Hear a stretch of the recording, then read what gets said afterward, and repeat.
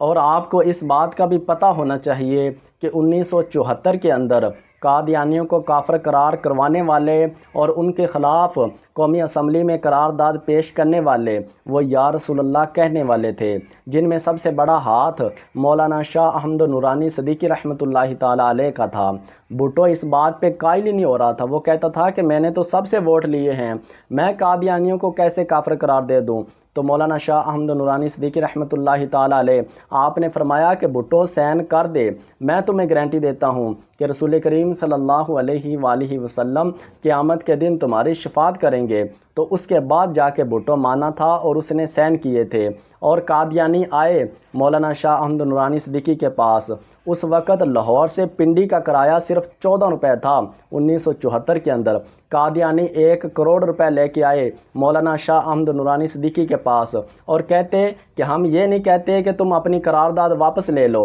بلکہ ہم صرف یہ کہتے ہیں کہ اس میں تھوڑی سی ترمیم کر دو، صرف یہ کہ جو تو مرزا قادیانی کو اپنا نبی مانتے ہیں وہ تو کافر ہیں، لیکن جو اسے اپنا لیڈر اپنا قائد مانتے ہیں ان کو کافر قرار نہ دیا جائے۔ تو مولانا شاہ احمد نورانی صدیقی رحمۃ اللہ تعالیٰ علیہ آپ نے کہا کہ اپنے 1 کروڑ روپے لے جاؤ، میرا سودا پہلے ہی ہو چکا ہے۔ تو قادیانیوں نے کہا کہ اس سے بھی زیادہ کسی نے رقم آپ کو دے دی ہے؟ تو مولانا شاہ احمد نورانی صدیقی رحمۃ اللہ تعالیٰ علیہ آپ نے فرمایا کہ میرا سودا بازار مصطفیٰ میں ہو چکا ہے۔